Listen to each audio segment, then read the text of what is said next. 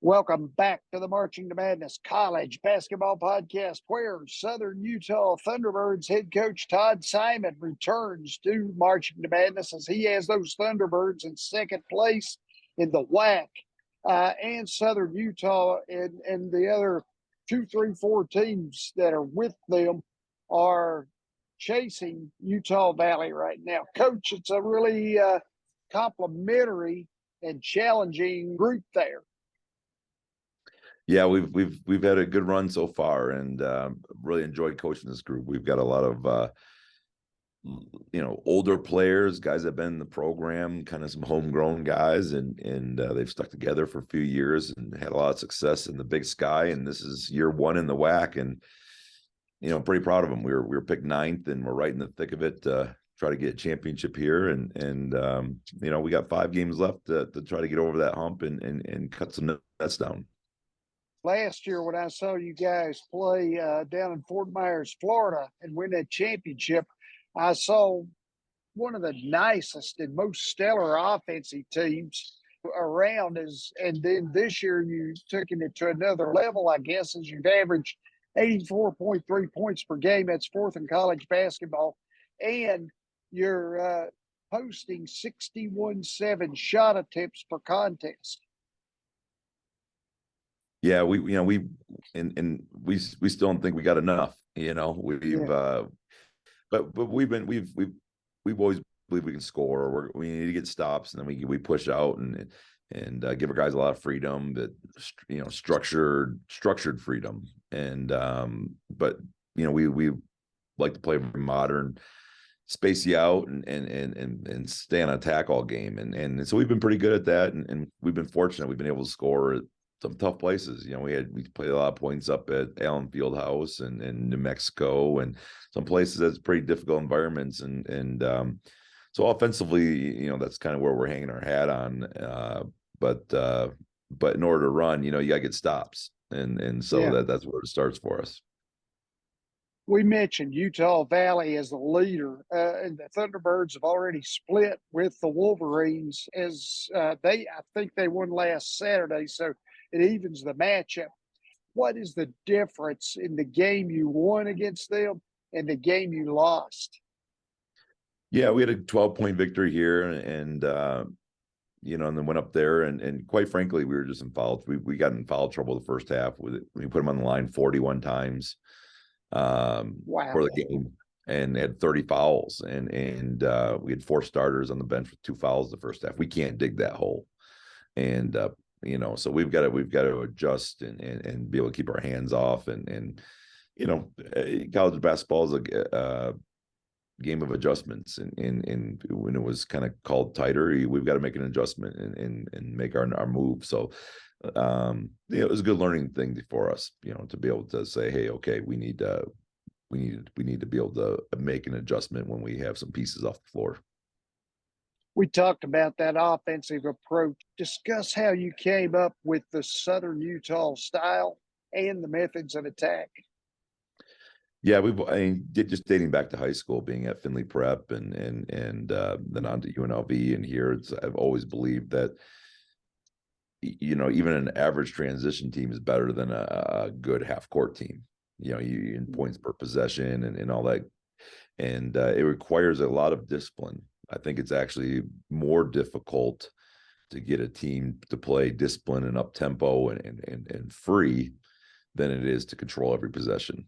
And so we do a ton of conditioning, ton of playing, probably more than conditioning, even in practice, where we're getting up and down the floor and teaching the reads and getting to the corners and making sure that we play on 2 feet. So it's really just a skill game with a lot of triggers and reads, and we just do it at a very, very high pace and to try to create good shots. And the first great shot that we can get, not good but great, is a great shot, and we'll take it. That's what I see in some stats. I see you average 14 points per game off the fast break. How do you set that break up and then it becomes that prevalent? Yeah, we just demand, the number one thing is you have to rebound every year. We're kind of top 100, top 30, top 50 in defensive rebounding percentage. So that's a big stat for us. Make sure the defensive rebound percentage is there, and then we can get out and break. But we'll let 1 through 5 bring it up the floor. We'll get these guys to the corner. We'll flatten out, we just spend time on it. But really we want the spacing. If the big's in front of the ball, we'll post. If he's behind the ball, we'll set a trail screen and a million other variations in between. But and give guys some kind of basic rules to play out of, and then get them really good at what their job is. 5 double-figure scorers as Tevian Jones is the leader at 18.2 points per game. Yeah, Tev's a special scorer, and everyone's keying on him, and it takes a real talent to still get buckets and find ways to impact the game when teams are face guarding them or going box and 1, triangle and 2. We've kind of seen the whole thing this year, and he's a transfer from Illinois. He kind of came here, and this is year 3, and he's going to be probably a top 5 or 6 scorer in our D1 history in just 3 years, and potentially play at the highest level next year. Harrison Butler and Drake Allen work in the backcourt as well, and they're your top 2 assist men. Both score in double digits, though. How do they become that multi-dimensional as key scorers and also playmakers in this time, I guess, in college basketball?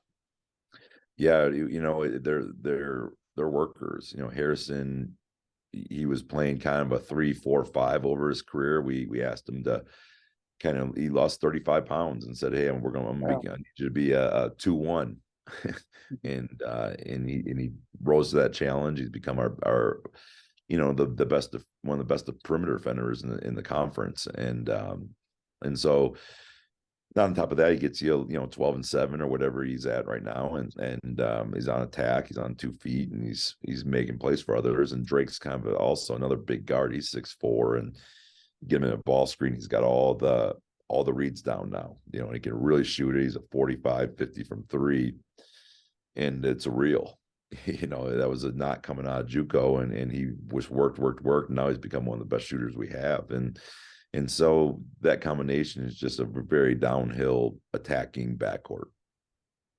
Mason Fawcett is in his 5th season, and he's a consistent shooter and scorer. He and Butler are now 4th and 5th leading scorers in Thunderbirds history. So with Fawcett's experience, how does that make for a more solid continuity on offense?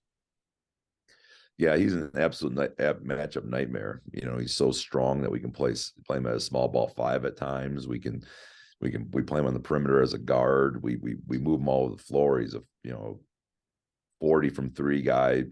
Is probably what his true identity is, and he's a great offensive rebounder. Just does so many winning plays, and has been a big part of our winning culture here the last few years. And he's got a chance to we got 20 teams in the nation that can say that, and he's a big part of that. At 6'11", Jason Spurgeon is your center, a key rebounder. He shoots around 60% from the floor. And what I thought was interesting in shooting 60% from the floor, he'll find 13.6 field goal attempts per night.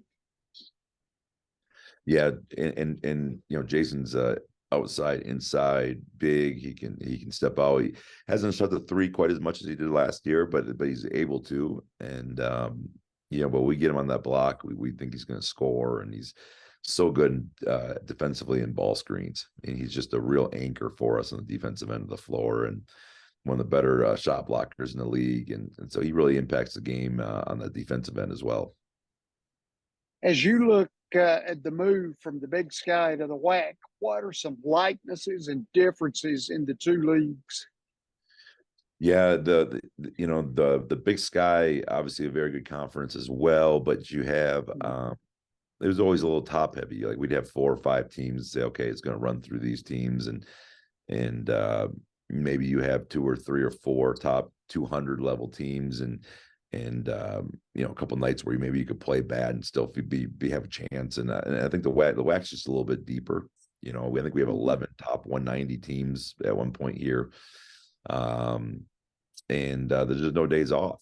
You got to bring your game every single day, and this conference tournament is going to be wild, because I think there's any number of 9, 10, 11 teams that can really make a run in this thing, and are talented enough and tough enough and well coached enough to be able to do that. So it's there's no nights where you just circle, say I can get a win this night. You have to be really prepared. And I was curious about scouting reports. When you talk about a deep league like that, how do you adjust those on the second time you face somebody, let alone a third time in a tournament?